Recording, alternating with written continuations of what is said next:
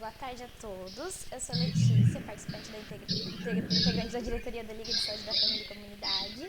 E eu acho que a gente já pode começar a aula então, né? Seu microfone tá desligado. Agora sim. Aí, agora sim. Agora Ainda sim. bem, porque eu tinha gaguejado mesmo, mas então. Boa tarde, eu acho que a gente já pode começar então a aula, né? Eu sou a Letícia, integrante da diretoria da Liga de Saúde da Família e Comunidade. Bem-vindos a todos. Hoje nossa palestrante é a Fernanda Trevisan da Silva. Ela é enfermeira atuante na SF de São Francisco e ela é pós-graduada em saúde da família coletiva, saúde coletiva e saúde da família. O tema da nossa aula hoje vai ser vacinação e desmitificação da movimento antivacina. E lembrando, quem é ligante, colocar o nome no chat pra gente contabilizar a presença e na próxima aula sortear a nossa massagem vetosoterapia da nossa enfermeira Rúbia. Podemos começar já, Fernanda. Boa tarde, gente. Eu quero primeiro agradecer aí a Letícia pelo convite e quero aproveitar, Letícia, estender o meu agradecimento também à minha parceira de trabalho, né, que me colocou nessa, que é a doutora Sulamita. Nós trabalhamos juntas. Quero dizer que eu me sinto parte dessa liga. Nós somos também Estratégia Saúde da Família.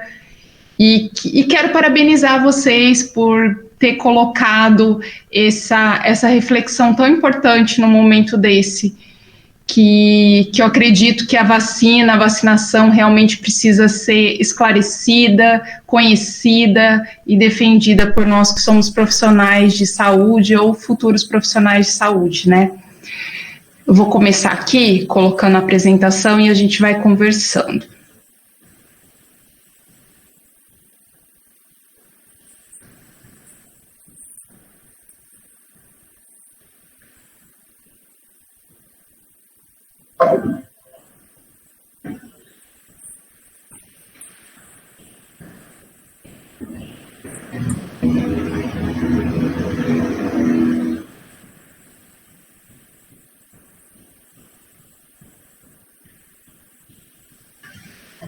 Bom, a vacinação, como eu disse, é algo que a gente precisa entender para poder aí proteger e defender, né? Eu sou, como a Letícia já colocou, eu sou Fernanda, eu sou enfermeira e tenho um longo caminho na enfermagem, atuo como enfermeira há 19 anos, sendo que a imensa maioria desse período sempre em estratégia de saúde da família. Atualmente, eu trabalho na Estratégia de Saúde da Família São Pedro, aqui em Presidente Prudente. Queria começar com alguns conceitos e aí falar um pouquinho, né, o que é vacina? Que são substâncias biológicas introduzidas aí no corpo das pessoas a fim de protegê-las de doenças. Na prática, elas ativam o sistema imunológico, ensinando o nosso organismo a reconhecer e combater vírus e bactérias em futuras infecções. Então, quando a vacina ela é introduzida no corpo, ela estimula o nosso sistema imunológico humano, que produz esses anticorpos necessários para evitar, então, o desenvolvimento das doenças que a pessoa, que são causadas por vírus e bactérias e que essas pessoas vão ter aí os seus contatos futuramente. São fundamentais para o combate às doenças na história de toda a medicina e ao longo da história elas ajudaram muito a reduzir expressivamente a incidência de pólio, de sarampo, de tétano, entre várias outras doenças. Hoje, as vacinas são consideradas o tratamento com melhor custo-benefício em saúde pública. A aplicação das vacinas, em alguns casos, ela causa algumas reações. E normalmente essas reações, é importante destacar isso, gente, elas se limitam a reações tidas como reações leves, que são febre, dor em torno do local da aplicação, dores musculares. Quero aproveitar esse momento para colocar aqui como enfermeira atuante em saúde pública há quase 19 anos, eu nunca presenciei uma reação grave a uma administração de vacina. E eu acho que isso já conta muito. Há um risco muito baixo em torno das substâncias feitas por esses micro-organismos inativos, né, de produzir, então, uma reação mais grave. E a gente sabe, inclusive, que esses riscos, eles se limitam aí a indivíduos com imunodeficiência. E que, nesses casos, é importante a gente destacar que quando a pessoa é imunocomprometida ou imunodeficiente, essas pessoas, elas têm um calendário de vacinação diferenciado, prescrito normalmente pelo médico especialista que o acompanha e, inclusive, além dessa prescrição, isso tem uma avaliação por outros médicos que compõem a vigilância epidemiológica, principalmente a local aqui do nosso município de Presidente Prudente. Eu trouxe aqui nesse slide duas imagens, uma que nós temos aí no canto esquerdo, que nos remete à poliomielite, e que é uma imagem que a gente não vê mais, e que bom, né? Ou que a gente torce para não ver mais, porque nós estamos num momento muito delicado. E aí, do lado direito, eu trouxe uma balança mesmo, para que a gente possa pensar que talvez a gente precisa refletir o que há de melhor ou de pior. Eu apresentar uma reação leve depois que eu tomo uma vacina, porque a gente sabe que isso acontece, principalmente com algumas vacinas em específico, que é contra a difteria e tétano, né, de uma dor muscular, de uma dor na aplicação, de uma febre baixa, ou em mim, ou no meu filho, ou voltarmos a ter uns problemas e doenças graves e que podem levar, inclusive, à morte, como a paralisia infantil. Né? Então, acho que na vida a gente precisa dosar algumas coisas e realmente pesar algumas coisas, e essa é uma delas. São reações leves e que passam normalmente, geralmente, em torno aí de, no máximo, 2 dias. Quando surgiram essas vacinas? Bom, lá já em 1798, o termo vacina surgiu pela primeira vez, graças a uma experiência de um médico cientista inglês. Ele ouviu relatos de que trabalhadores da zona rural não pegavam varíola, pois já haviam tido a varíola bovina de menor impacto no corpo humano. Ele então introduziu os 2 vírus em um garoto de 8 anos e percebeu que o rumor tinha de fato uma base científica. A palavra vacina deriva justamente de varíola vacinae, nome científico dado à varíola bovina. E aí, em 1881, quando o cientista francês começou a desenvolver a segunda geração de vacinas voltadas a combater a cólera aviária e o carbúnculo, ele sugeriu o termo para batizar sua recém-criada substância, em homenagem a Jenner. A partir de então, as vacinas começaram a ser produzidas em massa e se tornaram um dos principais elementos para combater as doenças no mundo. Até grifei essa questão, né? Continua sendo um dos principais elementos para combatermos aí as principais doenças que nos cercam. Quem produz as vacinas? No Brasil, as vacinas são distribuídas em postos de saúde e são produzidas por laboratórios nacionais, internacionais ou por institutos especializados ligados ao poder público. Nós temos aí alguns famosos, como o Butantan, Biomanguinhos. E a decisão sobre quais são essas vacinas que vão ser produzidas, isso é feito a partir do planejamento da Coordenação Geral do Programa Nacional de Imunização, em parceria com órgãos produtores. Nesse momento, onde eles fazem esse planejamento, eles levam em conta a incidência da doença, os agentes envolvidos e a capacidade de produção dos laboratórios. O Ministério da Saúde oferta gratuitamente no SUS 17 tipos de vacinas recomendadas pela Organização Mundial de Saúde, para todas as faixas etárias. São 400 milhões de doses de imunobiológicos disponibilizadas anualmente para combater mais de 20 doenças. E como funciona esse Programa Nacional de Imunização? Bom, por prevenção, a gente sabe que é recomendado que as crianças sejam vacinadas logo cedo, né? Até porque esse é um momento onde nós não tivemos ainda contato com a maior parte dos vírus e das bactérias, e é o momento onde o nosso sistema imune ele consegue aí estar desenvolvido o suficiente para responder a essas vacinas e responder de forma eficaz.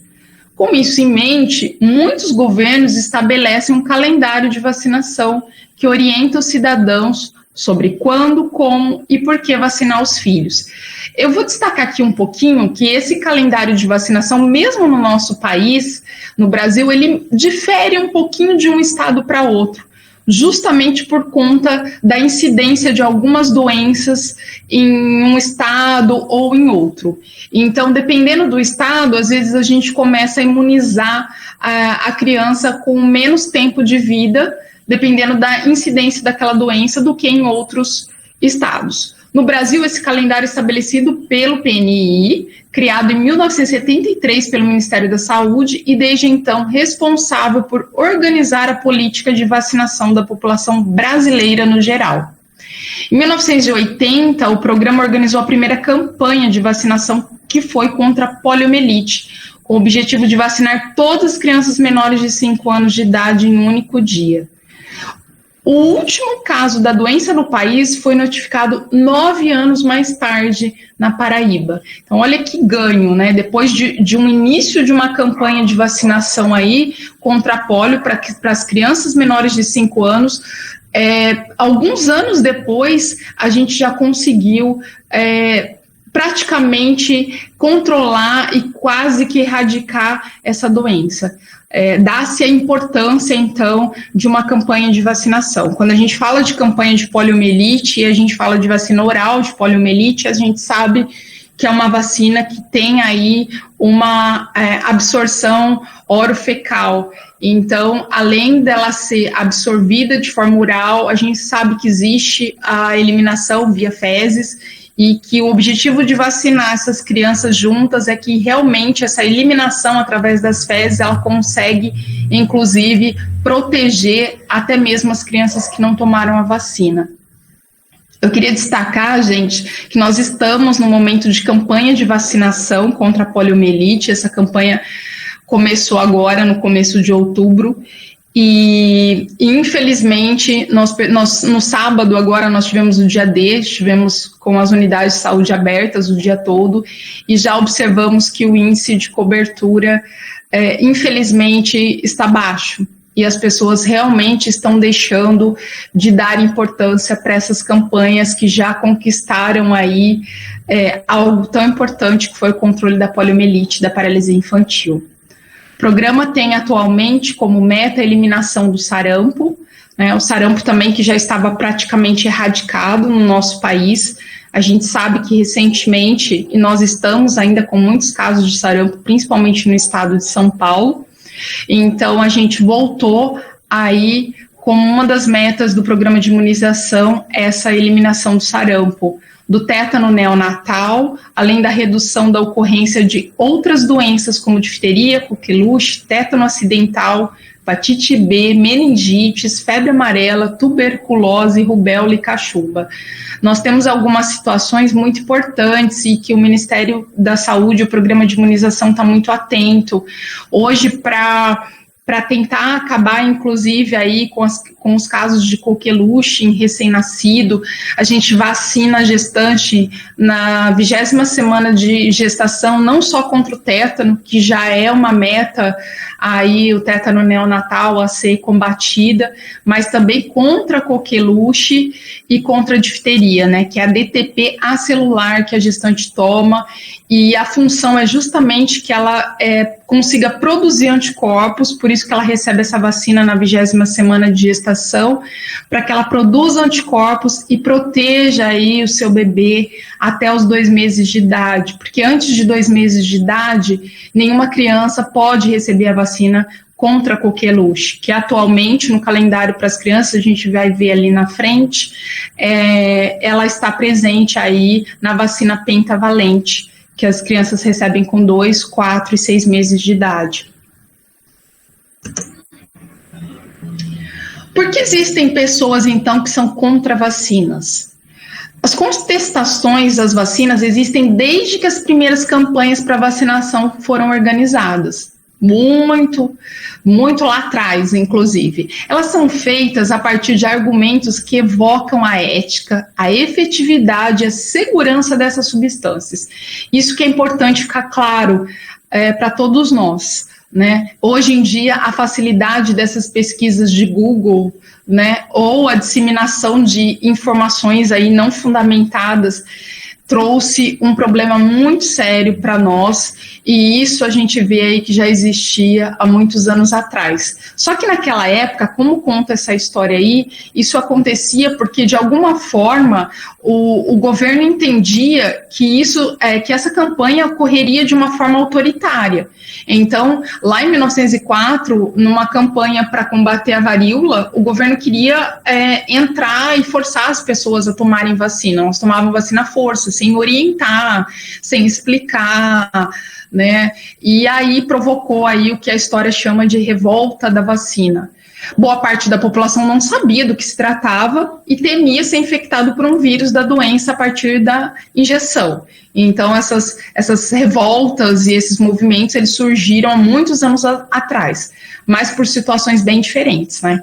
Aqui, a gente fala de um momento em que as coisas eram autoritárias, e hoje a gente fala de um momento onde as pessoas têm uma facilidade de acesso muito grande às informações, mas nem sempre essas informações são recebidas por pessoas que possam realmente fundamentá-las em questões sérias e que envolvem aí efetividade e segurança.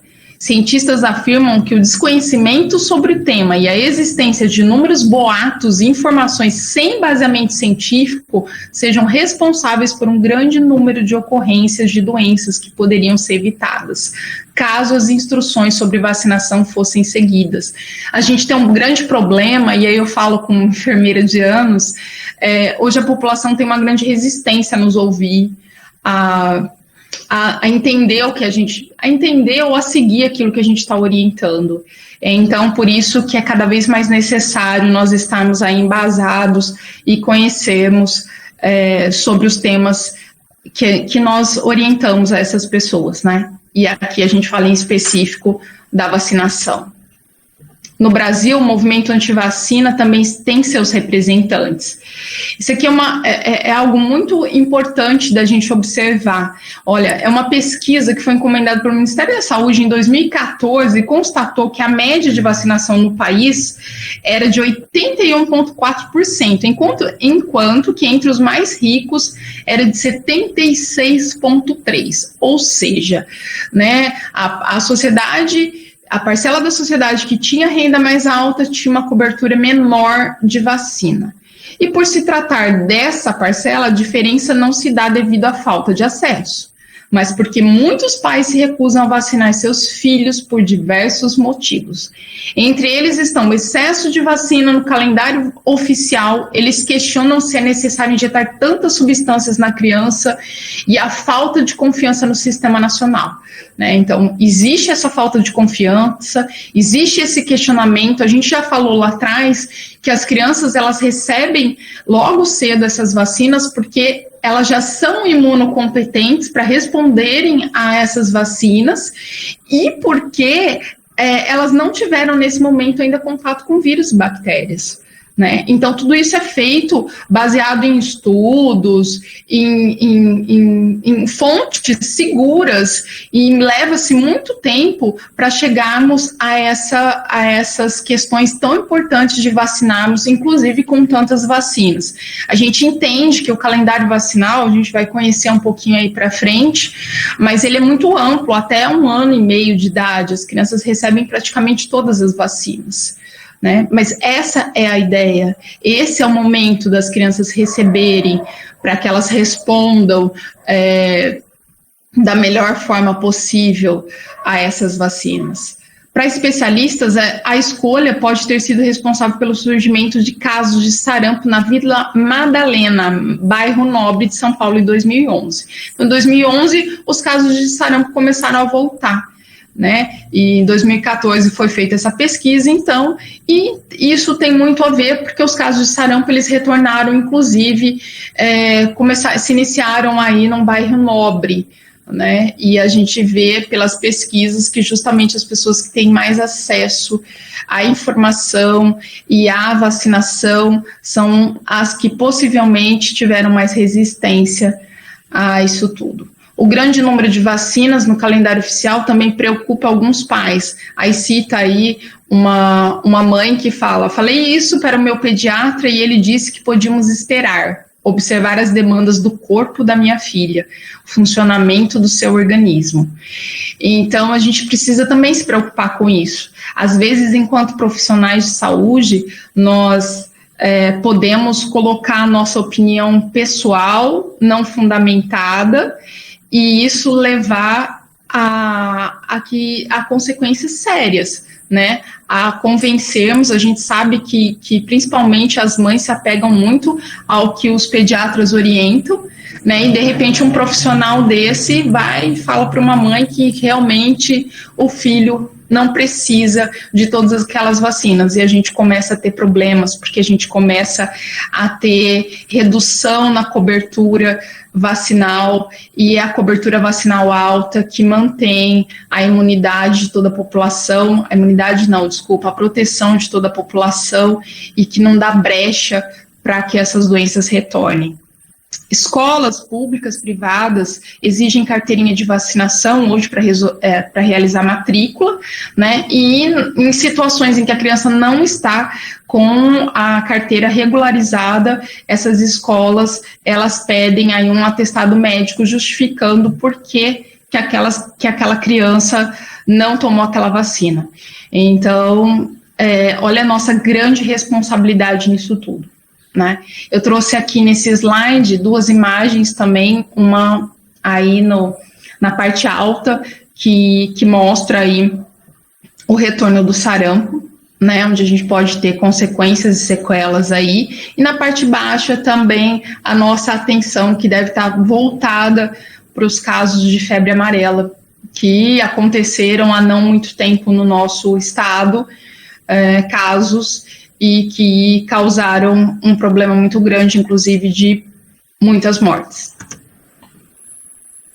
Queria mostrar para vocês o calendário aí de vacinação no ano de 1973. A gente vê quando esse calendário ele se iniciou, as poucas vacinas que nós tínhamos disponíveis nesse calendário, né, que era BCG, oral e intradérmica, que é a vacina contra as principais formas de tuberculose, que a gente toma ao nascer, desde que tenhamos aí 2 quilos, né, então os prematuros eles precisam atingir também o peso de 2 quilos para tomar essa vacina. E tínhamos a BCG, então, a antipólio oral, a poliomielite oral, a antissarampo, que nessa época era uma vacina de sarampo monovalente, então era só contra o sarampo. Hoje a gente se beneficia de uma vacina que a gente chama de tríplice viral, então a vacina que a gente toma contra o sarampo, ela nos protege também hoje da rubéola e da cachumba, e não apenas do sarampo, como foi lá em 1973. Por isso que muitas pessoas, eu já tenho inúmeras doses de sarampo na minha carteirinha, né? Mas porque foram beneficiadas naquela época apenas com a vacina do sarampo. Hoje, mesmo que essa pessoa tenha esse histórico vacinal de sarampo monovalente, a gente indica, dependendo da faixa etária, que ela tenha 1 ou 2 doses da vacina tríplice viral, que é contra sarampo, cachumba e rubéola. Nessa época também a gente tinha a vacina DTP e a toxoide tetânica. A toxoide tetânica, ela também só protege, imuniza contra o tétano.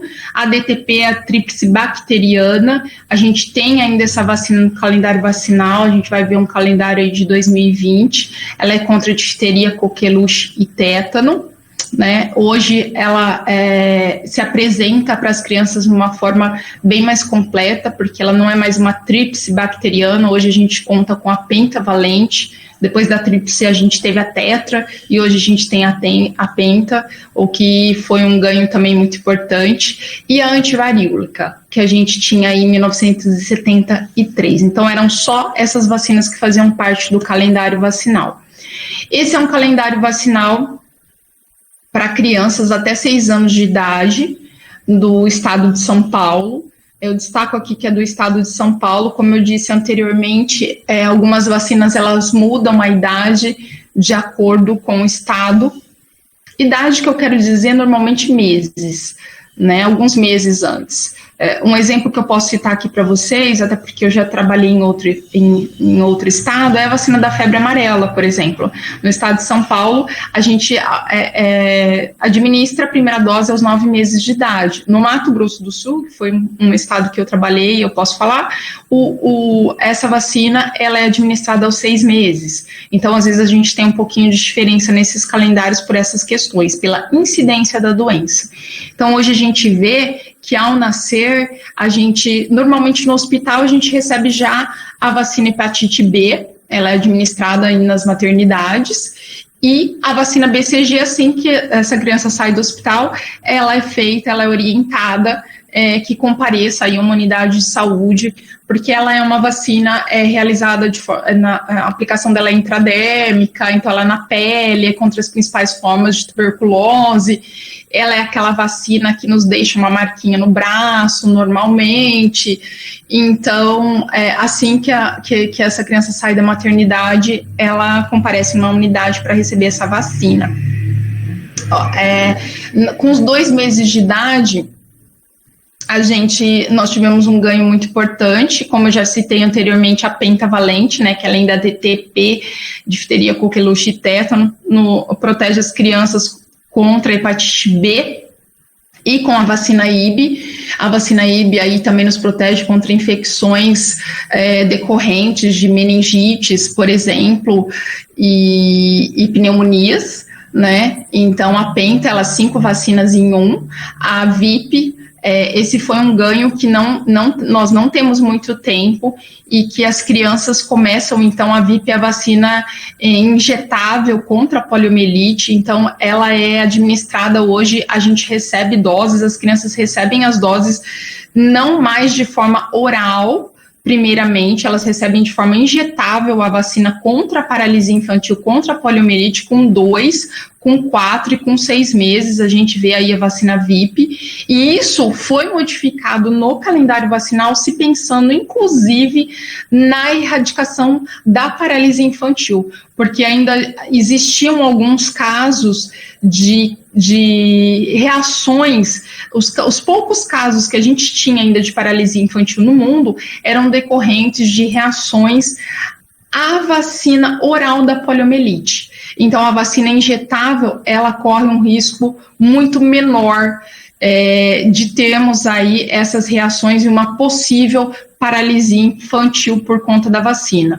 Então, obrigatoriamente agora as crianças não recebem mais a vacina oral da paralisia infantil, elas recebem 3 doses da vacina injetável. Por isso que a campanha esse ano, ela não é para menores de 5 anos, ela é de 1 ano a 4 anos, 11 meses e 29 dias, porque até 1 ano de idade as crianças não recebem a vacina oral, elas começam no calendário vacinal a receber a VOP, que a gente chama que é a vacina oral da poliomielite, com 15 meses de idade, que é 1 ano e 3 meses. Bom, aqui ainda falando de 2 meses, a gente teve a penta, a VIP, a rotavírus e a pneumodez valente. Com 3 meses a criança recebe a meningocócica C, né? Com 4 meses a gente repete o esquema de 2 meses, são as mesmas vacinas. Com 5 meses a mesma vacina de 3, que é a meningocócica C. Com 6 meses a gente repete algumas das de 2 e 4. Aí, com 9 meses, essa criança no estado de São Paulo recebe a primeira dose da febre amarela. Com 1 ano, ela recebe, então, a primeira dose da vacina tríplice viral, que é contra sarampo, cachumba e rubéola. Pneumodez valente, que ela já recebeu aqui em cima, e aqui a gente já vai fazer reforço. Aqui também já é um reforço de meningo C. E com 1 ano e 3 meses ela volta, aqui sim ela começa com paralisia infantil oral, né, que é a VOP, e aí aqui ela faz um primeiro reforço de DTP, difteria, coqueluche, tétano, recebe a dose única de hepatite A, aqui a gente entra com a vacina tetraviral com 1 ano e 3, porque aqui ela recebeu a tríplice viral, a tetraviral, além da tríplice, ela inclui aí a varicela é a catapora, a gente tem muitos problemas, principalmente em creches com surtos de catapora, então é uma vacina que veio também não há muito tempo no calendário e trouxe inúmeros benefícios aí. A catapora também pode deixar aí sequelas e ser uma doença que incomoda bastante os pais. Né, com 4 anos, depois de 1 ano e 3, a gente vê que tem um salto aqui importante, com 4 anos a criança volta, toma reforço de pólio, toma segundo reforço de DTP, toma varicela, segunda dose, porque aqui a varicela vai prevenir casos graves aí da varicela, e aqui ela já vai conseguir eliminar. Se essa criança não teve varicela até 4 anos, possivelmente ela não vai ter mais com a segunda dose, e aí aqui a gente faz um reforço de febre amarela. Esse reforço ele tinha sido extinto do calendário, porque apenas com uma dose, que aos 9 meses, teoricamente já se garantia imunidade, e em decorrência dos casos que nós voltamos a ter no estado aí, o estado de São Paulo voltou com esse reforço de 4 anos. Anualmente também as crianças recebem aí a vacina influenza contra a gripe a partir dos 6 meses de idade. Tem algumas situações, só vou mostrar brevemente aqui para vocês, de um calendário de primovacinação para uma criança que talvez chegue para nós aí com 7 anos ou mais de idade, ou adolescente, e que não tem esquema nenhum vacinal. É muito difícil disso acontecer, mas eu coloquei aqui para vocês, só para vocês verem como essa criança ou esse adolescente perde vacinas, né? Se ele chega para nós com mais de 7 anos, inúmeras vacinas já não podem mais ser aplicadas, porque ele não vai responder bem a essa vacinação. Nessa fase da adolescência, eu quero destacar aqui que o calendário de imunização, ele está voltado principalmente aí para a vacina HPV, que nas meninas a gente faz de 9 a 14 anos, com 2 doses, e nos meninos de 11 a 14 anos. E agora, há pouco tempo, a gente vai falar um pouquinho ali na frente das mudanças, a gente teve também a vacina meningocócica ACWY, ela tá beneficiando aí também os nossos adolescentes. Tem um calendário de vacinação que eu coloquei aqui para a gente dar uma olhada, que é para gestante puérpera, é muito importante também nós profissionais de saúde estarmos voltados para esse tipo de imunização na gestação, no puerpério. Na gestação a gente observa como a gente se limita aqui à vacina do tétano, né, difteria, tétano e da hepatite, que são as vacinas que a gente pode administrar nessa fase, lembrando que a DTP acelular, como eu já tinha dito anteriormente, ela é feita com 20 semanas de gestação. A vacina influenza contra a gripe, ela pode e deve ser administrada em qualquer fase da gestação, e aí no puerpério, então depois que essa mulher teve bebê, se ela não tem ainda esquema vacinal contra sarampo, cachumba e rubéola, a gente vai começar o esquema dela também nesse período. Últimas alterações que a gente teve no calendário vacinal no estado de São Paulo, então eu já até citei um pouquinho, mas vamos lá, a gente fazia até pouco tempo a vacina meningocócica contra meningite C na adolescência como reforço, e agora essa vacina está limitada a menores de 5 anos, sendo que na adolescência, entre 11 e 12 anos de idade, em 11 a 12 anos, 11 meses e 29 dias, agora o calendário nos beneficiou com a vacina meningite ACWY, que além da meningite C, nos protege também, protege os nossos adolescentes contra a meningite A, a W e a Y. Essa é uma vacina muito conhecida por pais, porque normalmente eles pagam até essa vacina, né? Quando a gente começa a ter qualquer tipo de surto de meningite em escolas, etc., os pais buscam muito isso, e agora o SUS está também nos beneficiando aí na faixa etária de 11 a 12 anos. A vacina DTPA adulto, agora ela está sendo recomendada para todos os profissionais de saúde nos reforços que a gente faz de difteria e tétano, nós estamos sendo beneficiados com essa vacina, é a mesma que as gestantes tomam.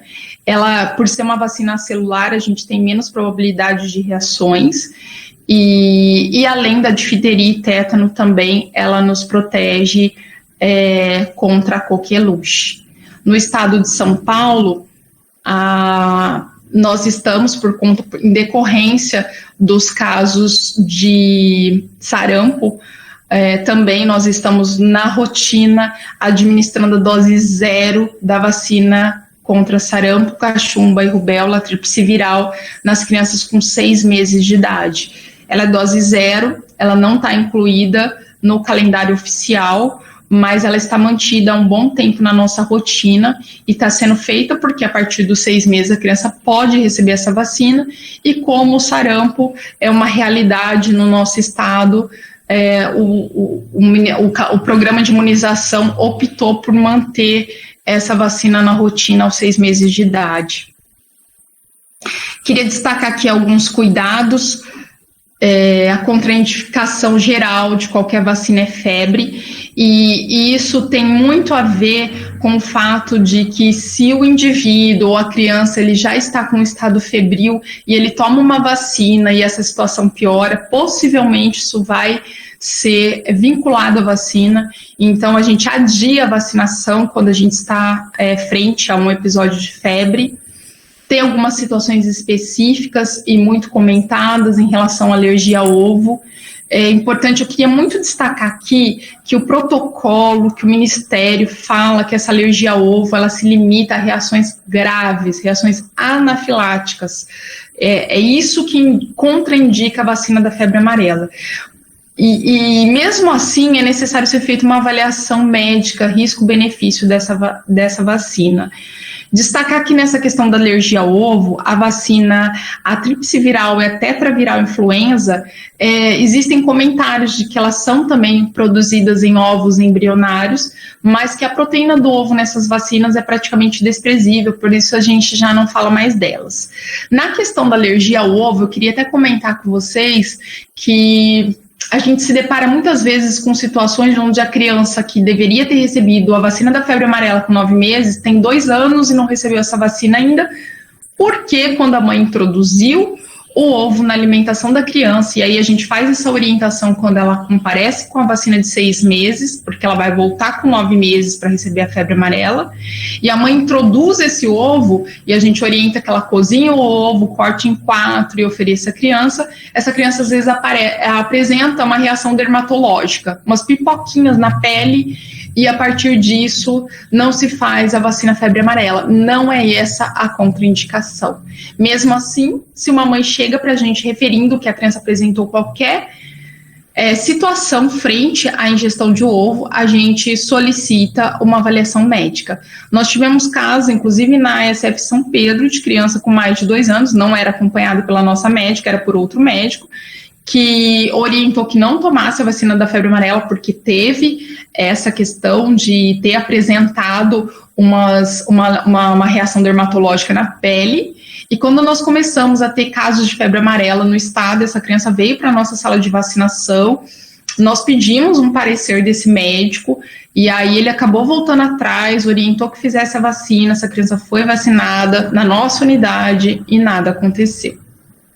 Tem uma situação também de alergia à proteína do leite na vacina tríplice viral, porque essa vacina também é cultivada em fibroblastos de frango, então a gente pode ter proteína do leite nela, mas nessa situação específica a gente sempre tem disponível a vacina da marca Biomanguinhos, e essa não é cultivada dessa forma e por isso não tem vestígios nenhum de proteína do leite, e ela pode ser administrada inclusive em quem tenha alergia à proteína do leite. E aqui é importante destacar que é alergia à proteína do leite, gente, não intolerância à lactose, tá? Queria colocar algumas reflexões, já estamos aí no final. Pessoas que não vacinam provavelmente não imaginam seus filhos não andando mais por causa da polio. Espero que mais pessoas percebam que o único motivo pelo qual a polio quase não existe mais é graças às campanhas de vacinação em massa. Precisamos continuar a vacinar. Isso não é sobre escolhas, mas sobre nossa responsabilidade moral com nossos filhos e com os filhos dos outros. Tem uma outra reflexão aqui para a gente. Nosso programa é um dos maiores e melhores do mundo. A maioria dos países não tem programa público dessa envergadura. Nos Estados Unidos, a maior parte da vacinação é feita no setor privado. Expedito José de Albuquerque Luna, professor da Faculdade de Medicina da USP e diretor do Departamento da Vigilância Epidemiológica do Ministério da Saúde entre 2003 e 2007. Essa é uma publicação recente aí do mês de setembro, do dia 8 de setembro, no site G1, onde fala assim, metade das crianças brasileiras não recebeu todas as vacinas que deveria em 2020, apontam dados do Ministério da Saúde. Metade, gente, das crianças. Segundo índices do Programa Nacional de Imunização, a cobertura vacinal está em 51% para o calendário infantil. O ideal é que fique entre 90% e 95% para garantir a proteção. Tem uma outra reflexão que eu queria deixar aqui para todos nós, que a vacinação ela é um pacto coletivo de erradicação de doenças. Não se vacinar não é uma escolha individual. A gente precisa entender que você pode escolher tomar um remédio ou não, comer uma comida saudável ou não, usar drogas ou não, mas quando você não toma uma vacina não é sobre você. Doenças que já estavam erradicadas voltam e matam outras pessoas. É isso que nós estamos vendo na prática, é uma situação onde a gente está vivenciando questões de voltar com campanhas de vacinação que já estavam praticamente extintas, porque praticamente as doenças não existiam mais, né, por questões que não são questões que justifiquem essa não vacinação. Então, nós, enquanto profissionais, eu volto a destacar aqui, precisamos estar muito atentos a todas essas questões. Acho que é um momento em que nós estamos vivendo com tantas outras doenças que antes não tínhamos, né? Está tão difícil a questão do câncer e de outras situações, e infelizmente, além disso tudo que a gente está vivenciando, a questão do Covid, estamos retrocedendo na questão da vacinação e da erradicação de várias doenças que são preveníveis através da vacina. Era isso que eu tinha para trazer para vocês. Eu deixo aqui o meu obrigado e fico aberta se alguém tiver alguma dúvida e eu souber responder, claro.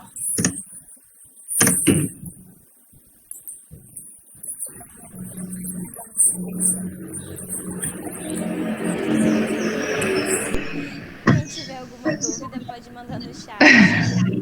Falei muito, né, Letícia? Não, foi ótimo. Não.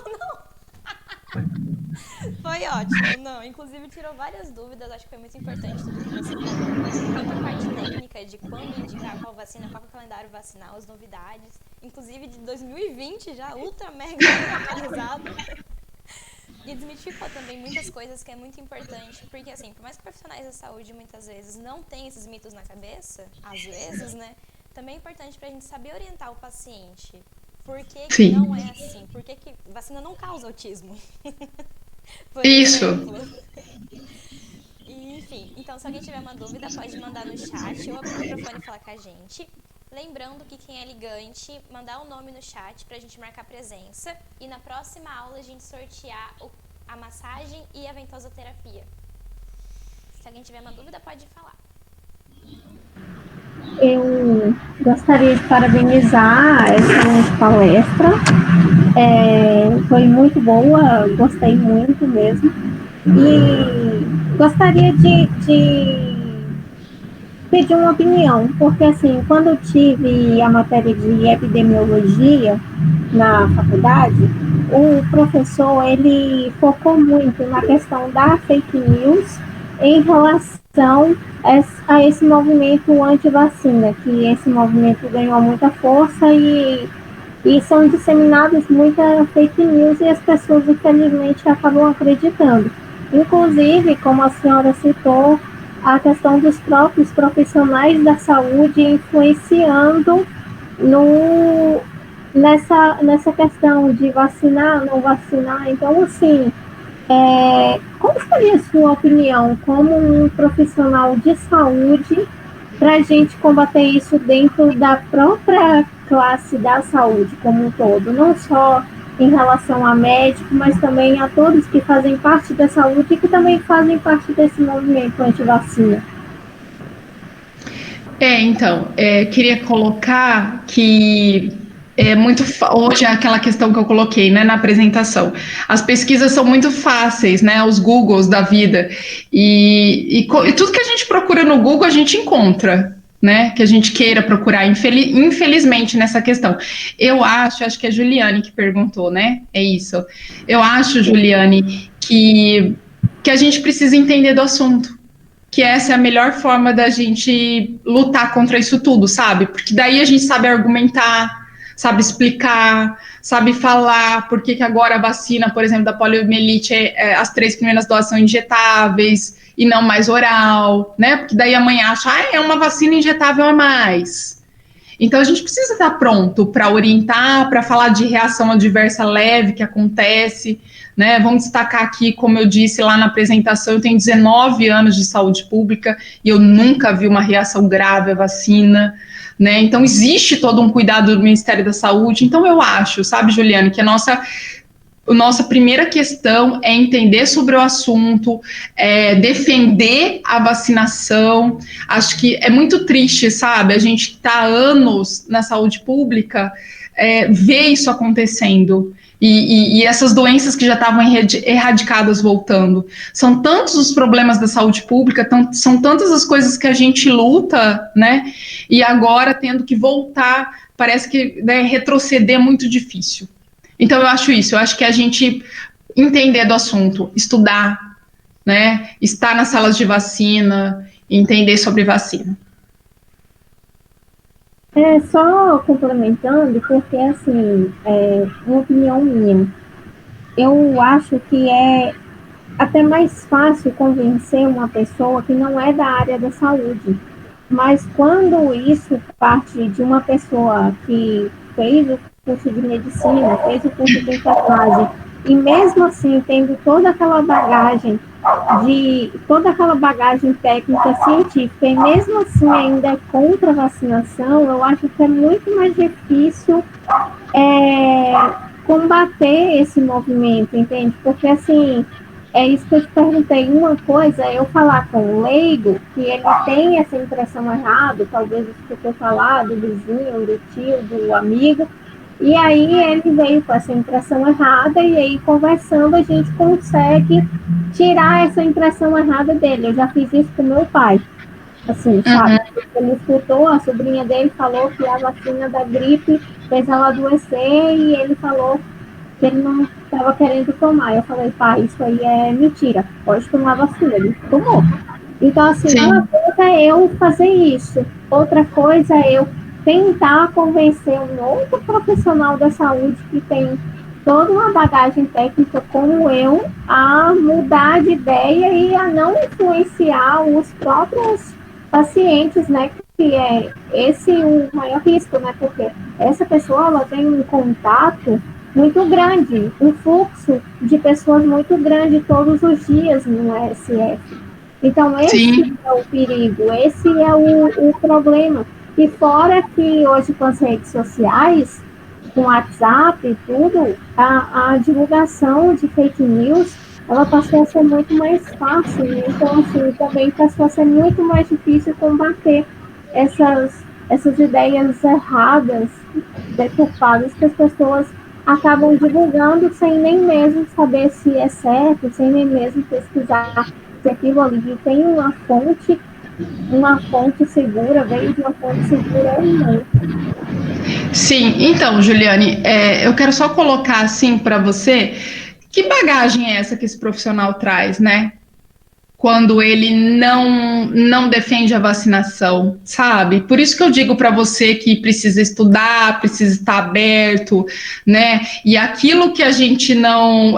quero até lembrar agora da minha parceira e colega de trabalho, a doutora Sulamita, que acho que inicialmente até foi ela que foi convidada para esse momento, e aí ela deixou bem claro, olha, eu tenho alguém que entende mais disso do que eu e que trabalha comigo, sabe? Então é a gente estar aberto e a gente entender que bagagem é essa desse profissional que vai repassando fake news, né? Porque não é isso que o Ministério da Saúde defende, né, gente? Então, assim, tudo que eu trouxe para vocês, ou tudo que os protocolos do Ministério da Saúde falam, não tem nada a ver com essas questões que são divulgadas. Eu concordo, Juliane, que eu acho que nós somos os primeiros, mesmo, né? E eu acho que a gente tem que estar preparado também para debater com esses profissionais que dizem que tem essa bagagem toda, mas que são contra a vacinação, né? É assim que eu penso. O que vale, eu acho que é a reflexão também, né, gente? É muito importante a gente refletir que tudo isso é possível, que a gente tem que defender, né? Se eu me deparar com qualquer profissional que é contra a vacinação, eu vou debater. Eu vou debater e vou buscar o que é real. Então nós vamos atrás do que o Ministério fala, do que é fundamentado, do que é técnico, né? E não do que... Porque se eu for procurar qualquer coisa no Google, eu encontro, né, gente, que diz que é contra, né, os movimentos, o autismo, né? Foi uma pesquisa, hoje já se sabe que não teve nada a ver com a questão, e aí foi publicado, e aí causou esse transtorno todo, até hoje, né? Infelizmente.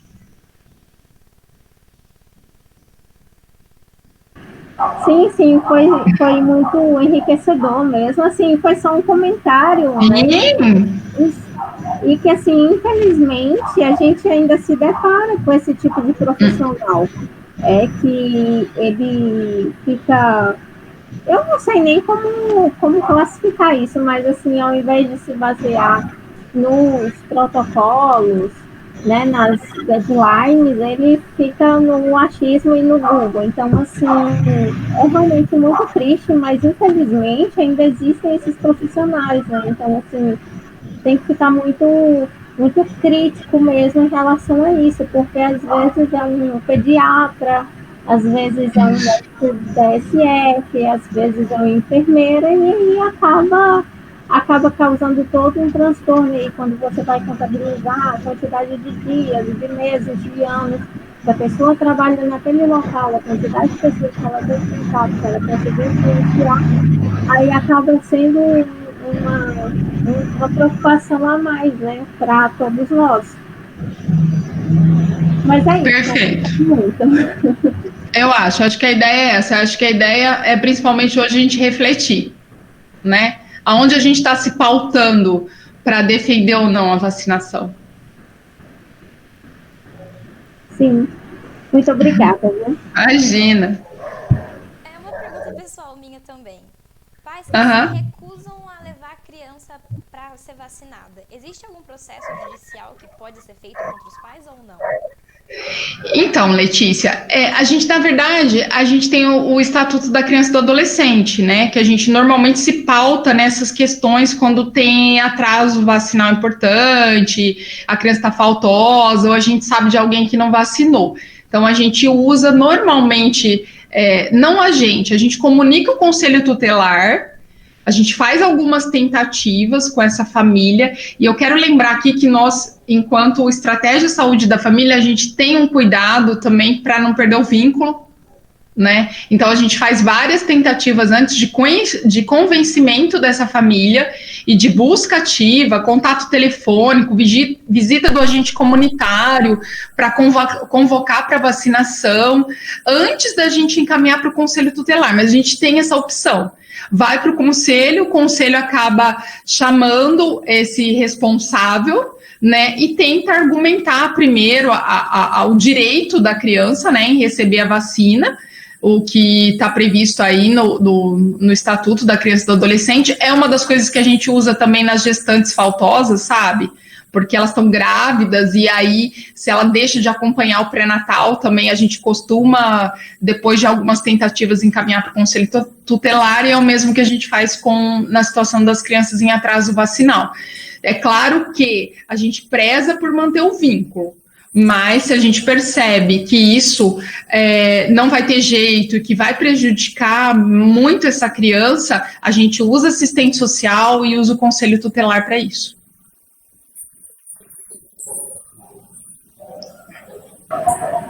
Só mais uma pergunta que acabou vindo em relação à pergunta da Letícia. A vacinação, a carteira de vacina atualizada, hoje é um item obrigatório para fazer matrícula nas escolas públicas e em relação ao cadastro do Bolsa Família? Sim, acho que teve isso na minha apresentação, eu falei um pouco da obrigatoriedade. Na verdade, eles não pedem nem a carteira, viu, Juliana? Eles pedem um atestado de regularidade de vacina. Porque, às vezes, olhando a carteira, o calendário vacinal muda, né? Então, só olhando, um leigo que olha a carteira, ele não vai saber se aquilo está regularizado. Então, eles pedem um atestado de regularidade. No Bolsa Família, também, que é o que você está perguntando, é obrigatório. A gente pesa e mede a beneficiária e os filhos, e na hora que eles comparecem para essa pesagem, é obrigatório apresentar para a gente a carteira de vacinação de todos. Entendi. Obrigada.